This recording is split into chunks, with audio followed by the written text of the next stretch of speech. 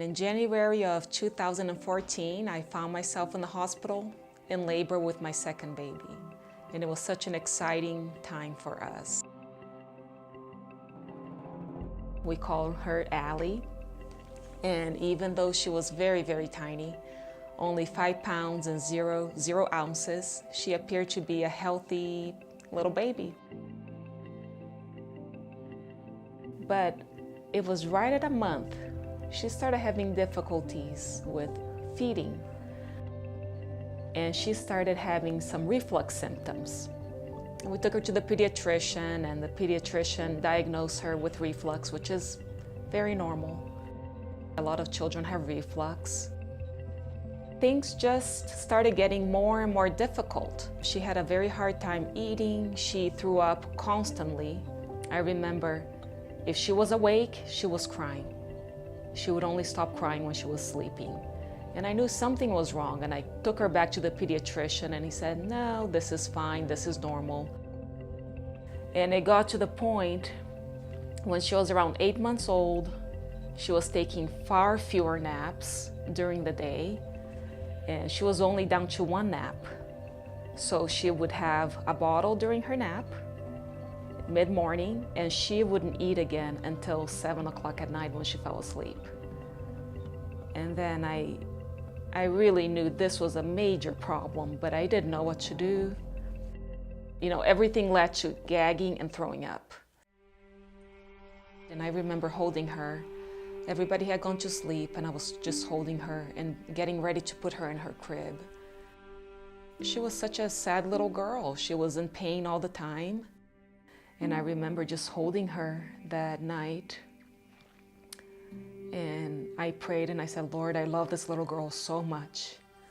But I know that ultimately she belongs to you, and she's yours. And you know what's going to happen. And I just gave her completely to the Lord that night.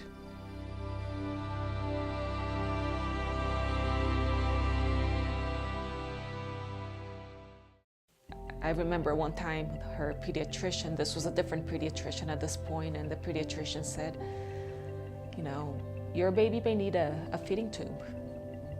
And I remember just being horrified at the thought of my baby getting a feeding tube. And a week before Christmas, found ourselves in the hospital with Allie getting a feeding tube.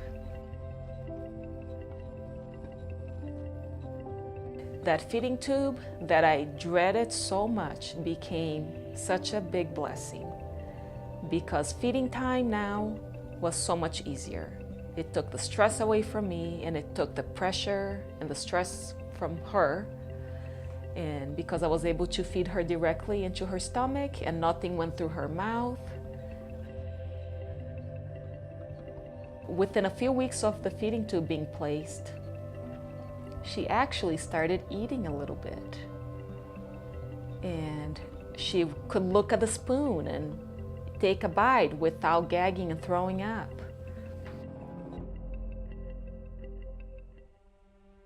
We were living in the city. My husband was working in the hospital very close by, just 5 miles away.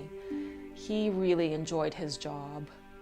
And we had really been feeling impressed that it would be very beneficial for our family, for us individually, spiritually, and also for our girls, all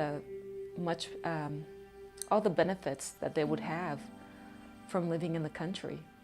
And here I am, looking at my little girl with a feeding tube that needed specialists. She had a team of doctors, and they said the feeding tube would remain for at least a year.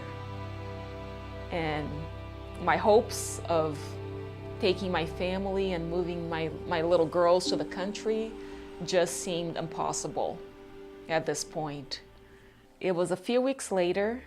I was just searching for a country place for us to go to, and I found this place called Eden Valley that does natural treatments for people who are sick.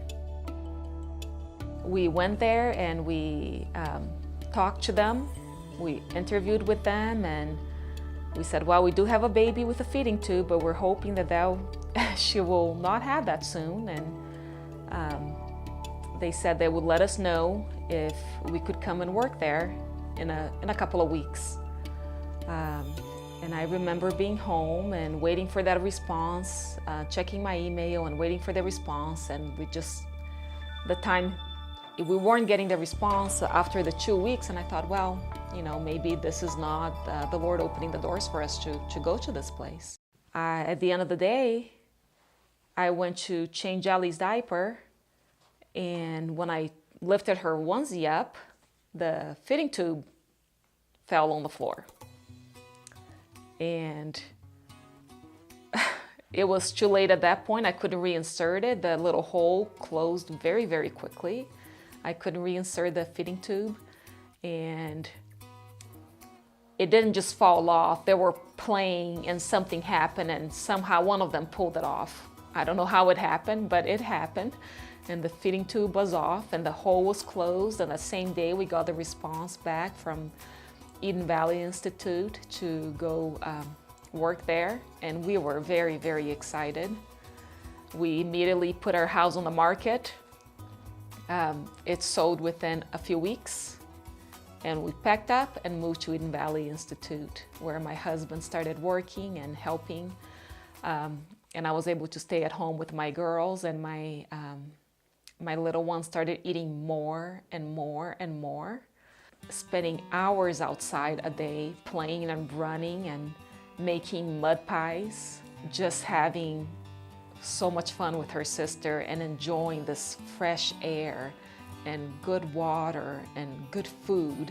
And we started growing our garden, and things started to grow. The girls were so excited. I remember they saw the kale growing and they said, "Mommy, can we eat it?" I said, "Sure." And they started picking the kale, and I thought, they're not gonna eat this. They're gonna take one bite and they're gonna throw it away. But they just loved it. And she just eats like any little child her age would eat, except that she likes the really healthy things that we feed her. She loves salads and all of those things that were an issue for her. Nothing is an issue anymore. Now she is a happy, intelligent, bright little girl who loves God. She's 3 years old and she is so happy. And she looks at that little hole. She calls it her second belly button.